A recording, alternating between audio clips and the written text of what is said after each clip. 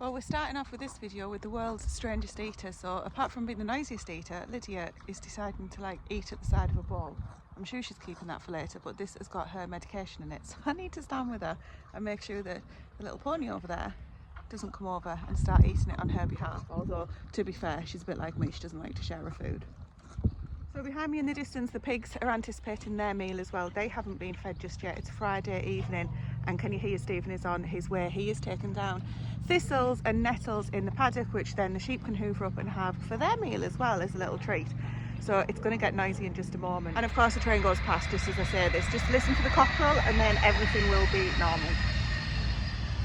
Anyway, what I was trying to say is tonight is a really exciting night for us because hopefully the horses are going to be out full time, but that's not the main exciting bit. The main exciting bit is that we are going to be putting our lambs out for the first time. That's one of the reasons that Stephen is trying to tidy up the paddock there, and the sheep are just busy running away from him at the gate.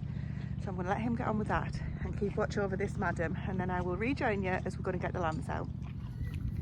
I know what you're doing. You're trying to get in close, you cheeky little pony, and steal her tea, aren't you?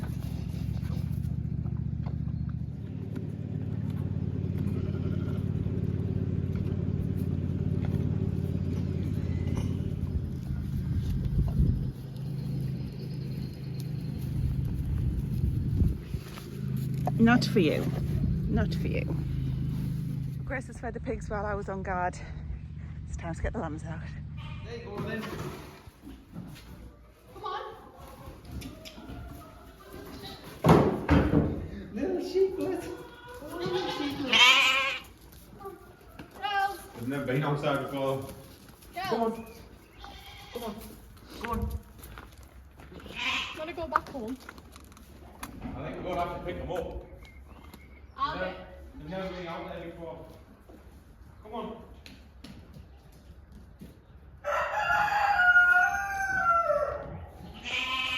Come on. She's so big. Come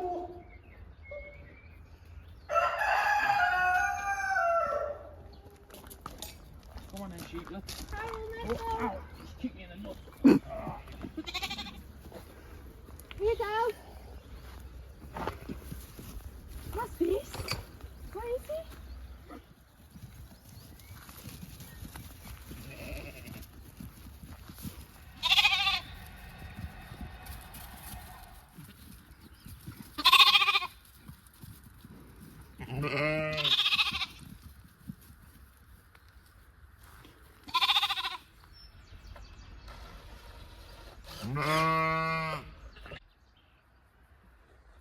That seems to have gone quite well. I think Carol, our smaller ewe, has really enjoyed seeing them. Stephen's just fixed this bottle contraption to the fence. We did see them in Moor Valley, you can buy them, but of course if we can make it ourselves we are. So good job, Stephen. The lambs have been using it in the stable and really enjoying it. It frees up our time so we don't have to sit and just hold the bottles. It's a really good time saver. They've already found the water, which is fantastic because we're transitioning these onto just onto creek food and water over the next few weeks, as you guys already know. And over here, just above my shadow, is the creep feeder. There's a little entrance on the side. We'll show you how they use it. It's obviously got a few nettles around it at the minute because it hasn't been used.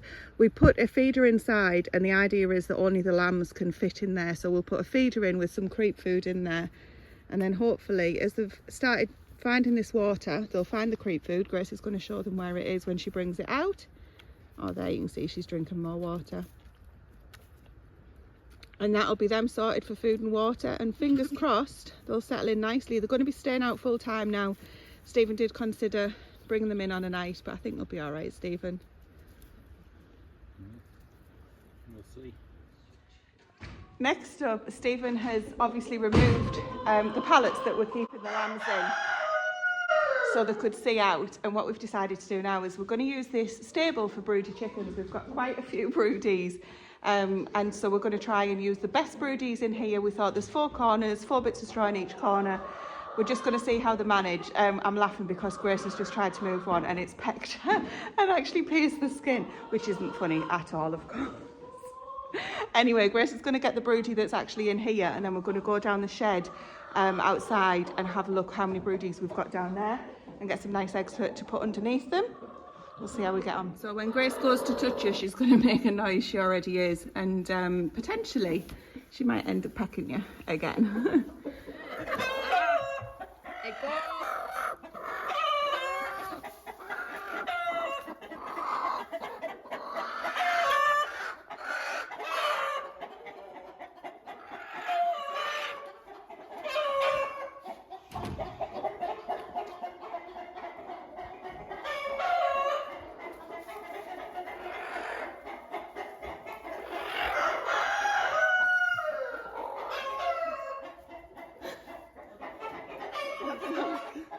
Oh dear.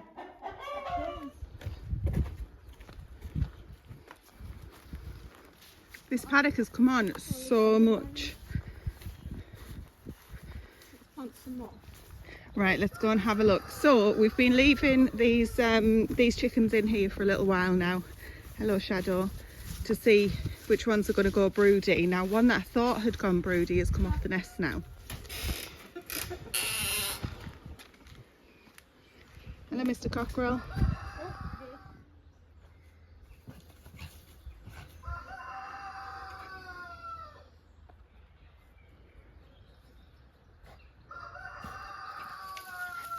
What are you doing?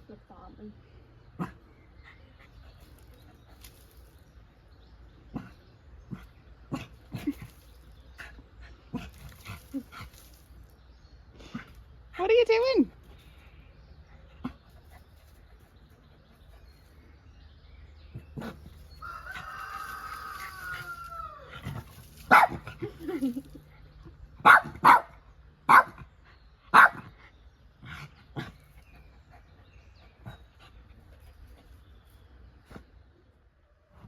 Right, these are the two that have been going broody for a while. What she's going to be like.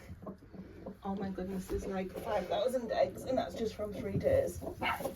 I can't hatch all them. Oh, she's brought one with her. Right, should I get her? Can you get the other one?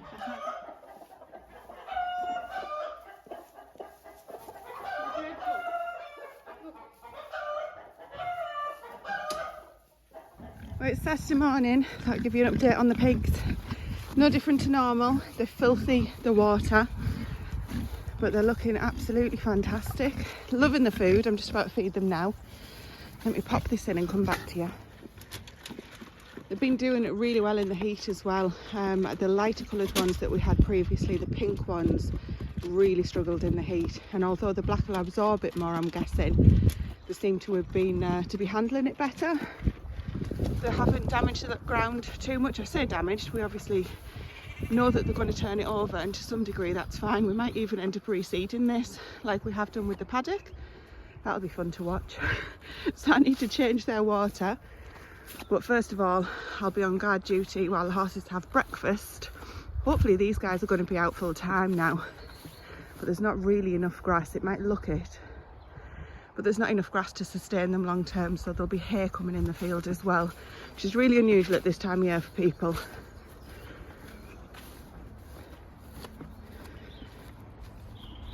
All quiet at the moment. So while everyone's quiet eating, I thought I'd take the opportunity. The lambs fed perfectly last night for their last meal and this morning for the breakfast, with the holder outside. Took them a little bit to understand that that's what it was, but once they did, of course, they were straight onto it. A little bit of a problem with the creep feeder that we said the sheep couldn't fit into. Carol, the smaller of the two ewes, can fit in. She wasn't here when we've used that creep feeder before. In fact, no, she'll have been using it because we got her as a lamb. So she remembers, and she can fit in just. She's like squidging through, and her rolls are sort of following her at the end. So we're going to have to figure out something there because she's eating all of the lamb's creep food. So she's had a good feed. Anyway, in the barn, the chickens last night, Grace and I just left them. We know that the eggs that we've took up this time probably won't be the ones that get sat on, because obviously the disruption of moving, the broody mums. Only one of the 3 chickens that we put in there is stayed broody, which we did suspect might be the case. The Rhode Island Red chick, the youngest one, is the broodiest, and she is like really doing really well. The other 2, the white one got off the nest and has disappeared, so we don't know where she's gone, but she will turn up. And the other Rhode Island Red was more interested in kicking up all of the straw. I got in the way then. Wasn't keeping a close enough eye on proceedings, was I? Never mind, everything's okay. She's just told him to stay away from her breakfast, and unfortunately I was in the middle. Supposed to be keeping him away, but did a really rubbish job there, didn't I? So I'll try and keep a better eye on her in the camera. Anyway, what was I saying? So yes, only one of those chickens has stayed broody. So one of them's disappeared. The other one's scratching through the straw that's in there instead of sitting on her eggs. And her eggs have gone completely cold. So we will be taking those out today. I've also taken the other eggs that were in that shed out and I've got rid of those. They aren't for consumption. So we will put the hen that's no longer broody back in the shed with the others, and we're just going to keep taking them off the nest every day so that they're not going to end up sitting on the eggs in there and ruining them, because obviously we're losing our eggs that they're laying there as well, and that's for us to either eat or to sell. So no broody hens in the shed, and we will just leave the single Rhode Island Red. We've put food and water in for her. She can just happily sit there and incubate those eggs, all being well. We won't put any more eggs underneath her because obviously then they'll be out of sync from how long she's been sitting on them. I do think that she's doing a good job of sitting on them. He's trying again, of sitting on them, and that they should hatch hopefully. Right, I'm going to watch what I'm doing. Goodness me, that's all of the animals taken care of now this morning. So we have got quite a lot on, as always, today. Lots of gardening from my perspective. We want to get the barn tidied up and cleaned up now that that's kind of in its summer state now, I guess. I need to fill up the sheep's water because somebody has knocked it over. I'm guessing the lambs, because they don't normally do that. I'll be back with you very soon. Well, it's turned out to be an absolutely glorious day again, like really, really warm. Coincidentally, I'm stood next to the thermometer, but I wasn't planning on looking. We are about 24 in the shade again, so similar to last weekend. And although it didn't look it on the video I noticed when I edited it last week, it was really far too hot to be kind of physically working in. I don't know how people do it that have these outside jobs, you know, the road workers that are putting new roads down in this heat. Oh my goodness, I feel for people. Anyway, what I've managed to get done outside, well, before I get into that, we are a man down. Can you hear the lambs are shouting? They're thinking it's about time that we had some food. It's not time yet, so I'm just going to have to ignore them, unfortunately. We're a man down. Stephen's back is still really hurting him, and although it's a little bit better than it was when it went the other day, he really needs to rest. And although he's not resting completely, he really is getting on his nerves. So what he's going to try and do this afternoon is mow the lawn, cut the grass, whatever you want to call it. And I've said, can I have the grass clippings, because normally we'll just put them on the muck heaps or we'll give them to the chickens or whatever. To use the grass clippings to mulch around the potatoes instead of like banking them up, if you like, and then hopefully that'll help keep the moisture in and also not expose any tubers that when they do start forming, it'll avoid exposing them to the daylight. We're getting more and more planes overhead like that. I think we must be on a path where people learn to fly now. We seem to have a lot. Anyway, over here I've finally got those peppers in that I mentioned that I needed to get on with, but I haven't touched the leeks yet. So in between cockerel crows, these peppers, there's 8 here, 8 of the orange horizon I think they're called. I've just noticed those two are probably too close together compared to those, but never mind, I'm not going to change them now. They're looking really good, I'm pleased. There's a few holes have appeared, not sure why, but I'll keep an eye on them. Looking good there. And then also in the cold frame, they're looking good too. They didn't actually need watering as much as these did. These guys are desperate to go in the ground, so that's going to be on the priority list coming up. And the other thing that I've done this morning going around here is I've started bringing out some of the beans from inside the greenhouse. These were the rock and core, and that is all of the rock and core that I had. The other ones did that split thing. I think that they've been eaten when they've come up. I think that something's literally munched the top off them. So that's all the rock and core that I've got. I'll have a look and see if I've got anything else that I could use to replace it, but that's quite disappointing. So I've just put them in a planter on their own so I can just watch them a little bit more closely than if they were in the ground. And there's quite a few more jobs here that I need to get on with this afternoon, but the heat is really intense, as I say, so I'll see what I manage to get done. But we're going to start off with those grass clippings and get the potatoes that are over here mulched, and they're actually looking, they've come on leaps and bounds just in this last week. It'll be difficult to mulch those, won't be able to get into them, will I? I'll start with these ones, I think. I am dipping in between jobs because I'm working in the heat, and then when it's too much I'm doing something else. So it's a bit of a strange day, I have to admit, but you get them, don't you?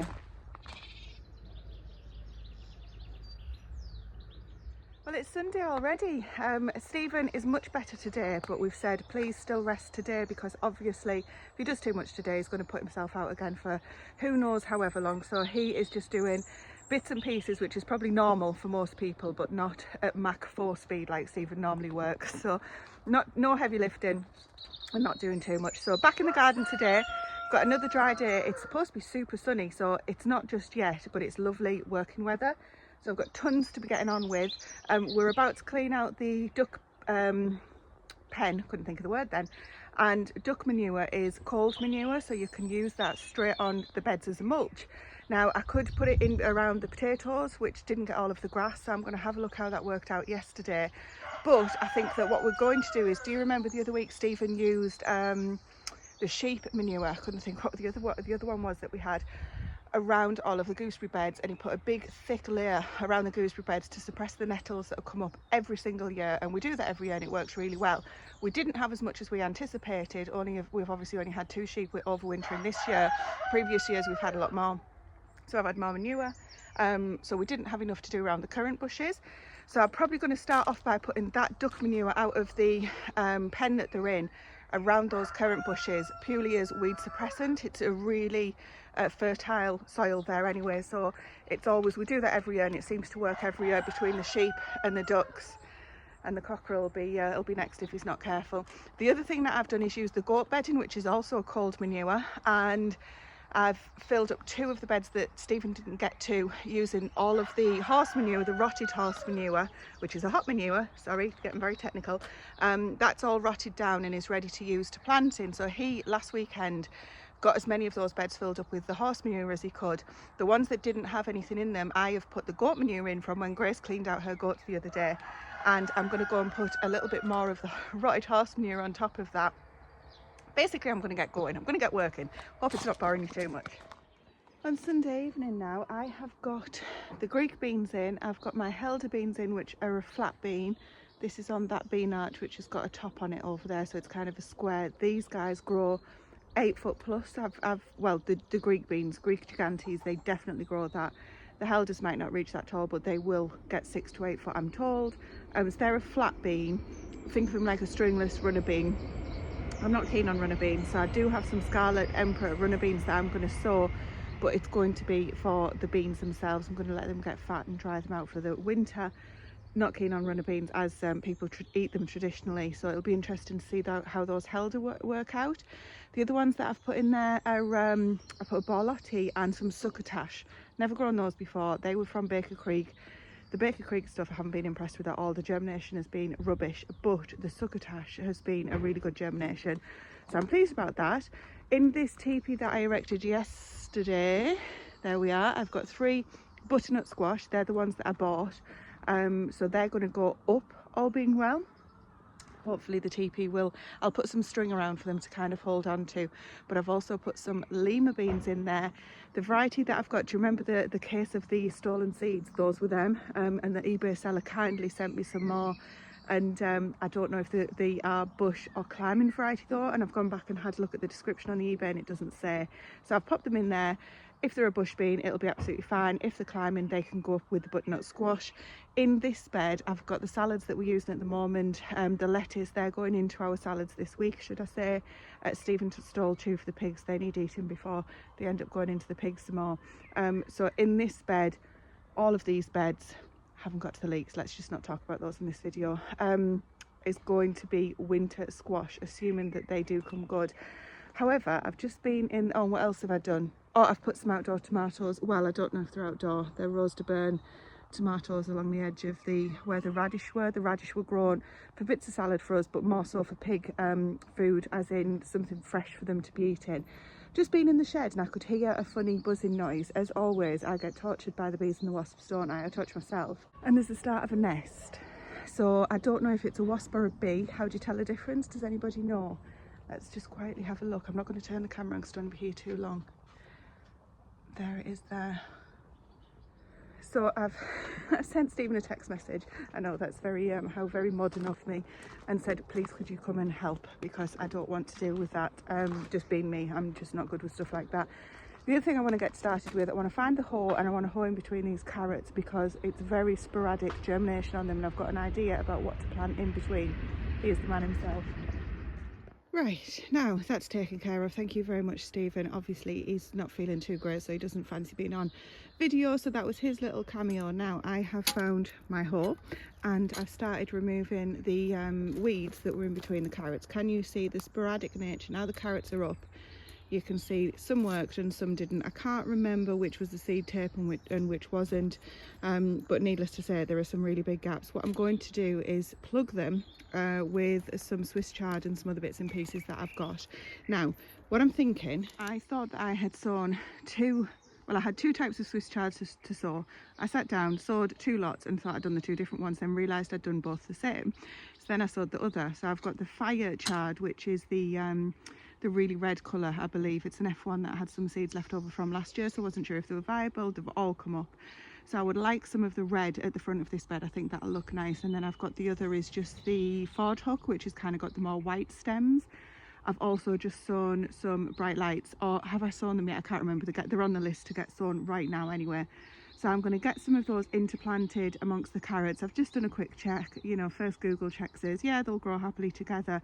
What I think I'm going to do is one of those new beds I'm going to do is our main crop carrots. These we'll just have when they come up and just whip them out, eat them quickly. I haven't got any carrot fly netting over it or anything like that. So I'm thinking one of those big beds that Stephen's just made, or the bigger beds, I'm going to make those into carrots. I'm just thinking while I'm talking to you, hence the digression.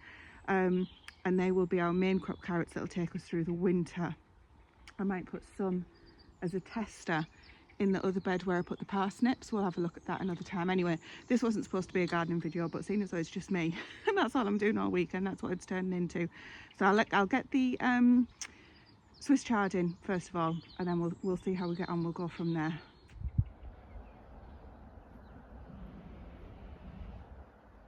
Well, we're back where we started. It's been a bit of a strange weekend, but the sun hasn't got out today as it was supposed to, so that means I have been able to crack on and get plenty done. I've had so many ideas for the garden, which I'll share in a proper gardening video I'll probably get it out on Saturday. I think that's what we said, didn't we, in the Friday chat in the greenhouse with wine. I really enjoyed that, by the way, and thank you all for the positive feedback on it. It was really good. So I'm going to love you and leave you. Stephen is in his workshop making something or other. I'm sure we'll catch up with all of that next weekend, but for now, noisy eaters and all, sorry about that. We're going to call it a night for the video, and we will hopefully resume normal service with Stephen next weekend.